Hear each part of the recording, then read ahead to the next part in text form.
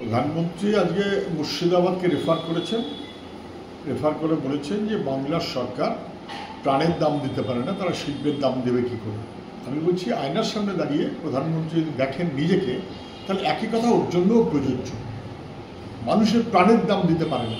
আসামের দিকে তাকিয়ে দেখুন, উত্তরপ্রদেশের দিকে তাকিয়ে দেখুন, গোটা রাজ্যের সম্প্রতি উড়িষ্যা তাকিয়ে দেখুন, মানুষের প্রাণের দাম দিতে পারে না, মানুষের ভরসা হারাচ্ছে। এ রাজ্যে যেমন তৃণমূল, দেশে তেমন বিজেপি।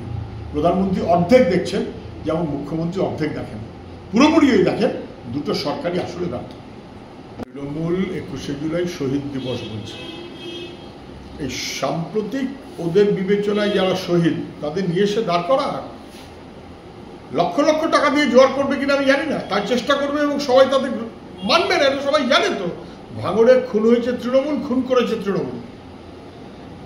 সাঁইথিয়াতে, ইংলিশ বাজারে 3 দিনে 3 জন খুন হয়ে গেছে। এরা কি শহীদ নাকি? এরা তৃণমূলের বাহিনীর দ্বারা, তোলাবাজদের দ্বারা, দুষ্কৃতীদের দ্বারা, তৃণমূলের নেতাদের দ্বারা তোলাবাজির লড়াইতে তৃণমূল খুন। শহীদ কথাটা কি মানে ওদের কাছে আছে আমি জানি না। ওদের নেতারা বলছেন শহীদ, এরা নাকি শহীদ। তাহলে বলুক তৃণমূলের হাতে তৃণমূল খুন হওয়া শহীদের প্রতি বলুক। সরকারি প্রকল্পে কে কোন দল এটা দেখার কথা নয়, বরাবরই তাই। পশ্চিমবাংলাতেও তাই। দেশের সরকার সে যে দলই ঢুক না কেন, কংগ্রেসের সরকার ছিল, বিজেপির সরকার ছিল, অথবা আছে, রেলের প্রকল্পে স্থানীয় যারা, তাদের ডাকা হয়, হবার কথা। এবারেও ডেকেছে।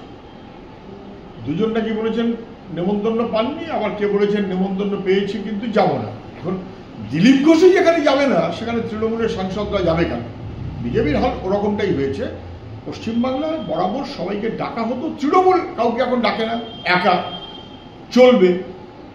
অতএব বিজেপি বা কেন্দ্রীয় সরকারের অনুষ্ঠান হলে সেখানে যাবার মতন যোগ্যতা তৃণমূলের নেই, কিন্তু ডাকা উচিত সবাইকে, সব সরকার। শিল্পটাকে যে ধ্বংস করা হয়েছে, এটা যারা জানেন তাদের মধ্যে প্রধানমন্ত্রীও একজন। সিঙ্গুর ধ্বংস করে মোদিজির সুবিধার্থে পাঠানো হয়েছিল গুজরাটে। না বুঝবার কি আছে? বাংলার শিল্প ধ্বংস, বাংলার শিক্ষা ধ্বংস, বাংলার ছেলেমেয়েরা পড়িয়েই ভিন রাজ্যে চলে যেতে হচ্ছে। এটা খুব দুর্ভাগ্যের ব্যাপার। এ দায় পশ্চিমবাংলার তৃণমূল সরকারের। আবার ভিন রাজ্যে যাবার পর বাংলার ছেলেমেয়েরা প্রতিদিন অসম্মানিত হচ্ছে, হেনস্থার শিকার হচ্ছে, হয়রানি হচ্ছে, বাপ ঠাকুরদার কাগজ খোঁজা হচ্ছে। বাংলার মানুষকে প্রত্যেক দিন হেনস্থা করছে দিল্লি। রাজ্যের সরকার হেনস্থা করছে পরিযায়ী শ্রমিক করে, দিল্লির সরকার হেনস্থা করছে তাকে দেশ ছাড়া করার মনোভাব থেকে। এই দুই সরকার মিলিয়ে বাংলার মানুষের স্থিতি এবং অগ্রগতি তাকে বিপদের মধ্যে ফেলছে। এটা বাংলা সরকার নৃশংস খুন।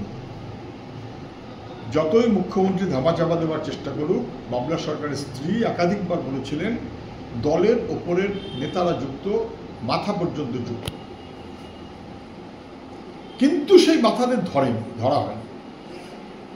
একজন তার মধ্যে 7 মাস লেগে গেল, তাও পুলিশ ধরতে পারলো না, সারেন্ডার করলো 7 মাস। তাহলে পশ্চিমবাংলার পুলিশ হয় অযোগ্য অপদার্থ, না হলে অভিযুক্ত যখন তৃণমূল, তখন কোনো দায়িত্ব পালন করতে চায় না। বিরোধীরা অভিযুক্ত হলে আগে লাফিয়ে পড়ে, অভিযুক্ত না হলেও লাফিয়ে পড়ে। তৃণমূল যদি অভিযুক্ত হয়, এখানে যিনি ধরা পড়েছেন 7 মাস যিনি ফেরার ছিলেন, যার জন্য 2 লক্ষ টাকা না কি একটা বলা হয়েছিল, তিনি তৃণমূলের নেতা, অনেকের মধ্যে একজন। তাকে পুলিশ ধরতে পারেনি, তিনি সারেন্ডার করেছেন। রাজ্যের প্রশাসন বলে কিছু নেই। আজকে হাইকোর্ট স্পষ্ট বলেছে যে সকালে তারপরে অ্যালাউড হবে না ওই ভিক্টোরিয়াতে তৃণমূলের জমায় 8টা 9টা এইসব। যেন মধ্য কলকাতা 4-5-6 কিলোমিটার জ্যাম হয়েছে এই খবর কোর্ট না পায়। তৃণমূল একে লোক জুটবে না, ফলে পুলিশ দাঁড় করিয়ে রাস্তায় জ্যাম করাতে হয়। আর যদি লোক জুটত, ব্রিগেডে যেত। ব্রিগেডে মিটিং করার যোগ্যতা নেই, গুটি কতক লোক নিয়ে এসে মানুষকে হয়রান করার মনোভাবে তৃণমূল চলে। ভিক্টোরিয়া সেই বিবেচনায় মিটিংয়ের কোনো জায়গাই নয় এটা জেনে বুঝে করে যাতে মানুষকে একটু হয়রান করা যায় এবং মানুষ একটা সব 6 লাখ এই করছে একটা ভাব যেন করে, অ্যালাউড না, মানুষের যেন কোনো অসুবিধা না হয় গ্যারান্টি করবে। যেটা নিশ্চিত করা উচিত সেটা হচ্ছে ব্রিগেড মিটিংয়ে সবার জায়গা, শহীদ মিনার মিটিংয়ে সবার জায়গা, ভিক্টোরিয়া বাকিদের জন্য নয়, তৃণমূলের জন্য হওয়ার কথা নয়, এটাকেই নিশ্চিত করতে হবে আজ হোক কাল। 21 সালের নির্বাচনের আগে ঘন ঘন কলকাতায় এসেছেন, পশ্চিমবাংলায় এসেছেন, হেলিকপ্টারে ডেইলি প্যাসেঞ্জারই হয়েছে। মোদি, অমিত শাহ, উত্তরপ্রদেশের মুখ্যমন্ত্রী যোগী ইত্যাদি ইত্যাদি। তাতে মানুষের মন কিন্তু ভেজেনি, কারণ বাংলার মানুষ অসাম্প্রদায়িক চেতনা সম্পন্ন, সাম্প্রদায়িক চেতনায় চলে না। না বুঝবার কি আছে, জোর করে করবার চেষ্টা করেছেন, ফলে নানাবিধ প্রকল্প বলেছেন, যেন প্রকল্প বললে লোকে লাফাতে লাফাতে বিজেপিকে তার অপরাধ ভুলে যাবে। এখন 5 বছরে কিচ্ছু করেননি, ভোট শেষ, মোদিজিরও হাওয়া ফিনিশ। এখন 5 বছর পরে আবার মোদিজির হাওয়া গরম হচ্ছে, কিন্তু ও বেলুন ফুসে যায়। ভোটের জন্য বলছেন, ভোটের পরে আর কিছু বলবেন না।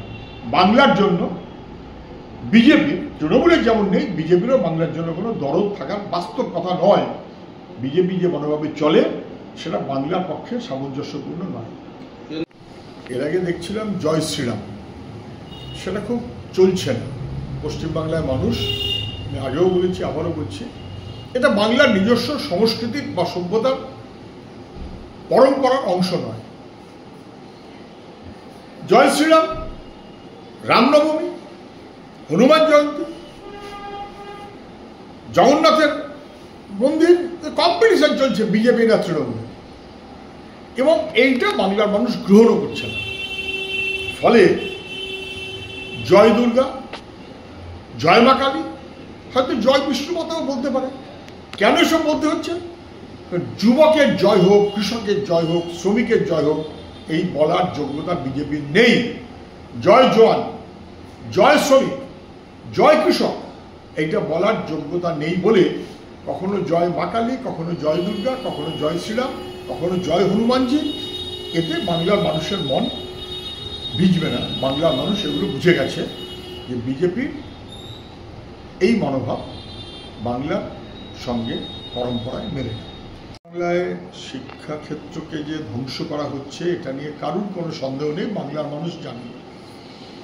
স্কুল বন্ধ হচ্ছে, স্কুলে মাস্টারমশাই নেই, নিয়োগ নিয়ে দুর্নীতি, যে মাস্টারমশাইরা আছেন তাদের শিক্ষা ছাড়া অন্যান্য কাজে ভিড়িয়ে দেওয়া হচ্ছে, এবং সরকারি শিক্ষা ব্যবস্থা বেচে দেওয়া হচ্ছে প্রাইভেটের কাছে। এতগুলো সময় হয়ে গেল, এখনো পর্যন্ত জয়েন্ট রেজাল্ট কে কি করবে অথবা কলেজের ভর্তি হলো না ঠিক মতো। কি হচ্ছে এটা? ফলে এরাজ্যের শিক্ষা সংস্কৃতিকে যে ধ্বংস করা হচ্ছে তৃণমূল, এটা নিয়ে কোনো সন্দেহ নেই। কিন্তু এইটা বলার রাইট প্রধানমন্ত্রীর কি আছে? তার নতুন শিক্ষানীতি যা বিপজ্জনক, এমনকি রিসার্চ কার্যত গোটা দেশে বন্ধ, প্রায় বড় ভালো ইনস্টিটিউট তাকে যেভাবে সাহায্য করবার কথা, সাপোর্ট দেওয়ার কথা, সরকারের দায়িত্ব বন্ধ প্রায়। ফলে বিজেপি অথবা দিল্লির সরকার তার নীতি ফলো করে পশ্চিমবাংলায় তৃণমূলের সরকার চলছে। বিজেপির রাইট নেই পশ্চিমবাংলায় শিক্ষা ধ্বংস করে যে তৃণমূল সত্য হলো এই কথাটা বলার রাইট বিজেপির নেই। শব্দটা পশ্চিমবাংলার রাজনীতিতে যেভাবে গত কয়েক বছর ধরে আপনি খেয়াল করুন, বিজেপি দিল্লিতে ক্ষমতা আসার আগে রোহিঙ্গা রোহিঙ্গা কথাটা কেউ শুনত না। পশ্চিমবাংলায় তৃণমূল ক্ষমতায় আসার আগে কেউ রোহিঙ্গা রোহিঙ্গা কথাটা শুনত না। তাহলে তৃণমূল রাজ্যে এবং দিল্লিতে বিজেপি রোহিঙ্গাকে আমদানি করলো কারা? তার আগে তো কোনোদিন কোনো কথাও আসেনি, কমপ্লেনও ছিল না। কে আমদানি করলো? আচ্ছা, রোহিঙ্গারা যদি বিদেশে আসে, যদি বর্ডারের দায়িত্ব তো দিল্লির সরকারের, বিজেপি, বিএসএফ, কি করে আসছে তারা? তাহলে বিদেশ থেকে রোহিঙ্গাদের কি বিজেপি আনাটার ব্যবস্থা করে দিচ্ছে? তারপর দেশের মধ্যে আসার পর এক রাজ্য থেকে পশ্চিমবাংলায় নিয়ে আসা তা কি রাজ্য সরকার ব্যবস্থা করে দিচ্ছে? নাকি আসলে রোহিঙ্গা বলার মধ্য দিয়ে আগে মুখ্যমন্ত্রী বলতেন অনুপ্রবেশকারী, দিল্লি সেটা সুরে সুর মিলিয়ে বলতো অনুপ্রবেশকারী এবং বেআইনি অনুপ্রবেশকারী ইত্যাদি। এখন দিল্লি বলছে রোহিঙ্গা, সেই সুরে সুর মিলিয়ে মমতা বলছে রোহিঙ্গা। আগে মমতার সুরে সুর মিলিয়ে দিল্লি বলতো অনুপ্রবেশ, এখন দিল্লির সুরে সুর মিলিয়ে বিজেপির সুরে সুর মিলিয়ে মমতা বলছে রোহিঙ্গা। আসলে মানুষের প্রতি কোনো দায় নেই, আর নিজেরা যে অপদার্থ সেটা স্বীকার করার মতন যোগ্যতা এদের নেই।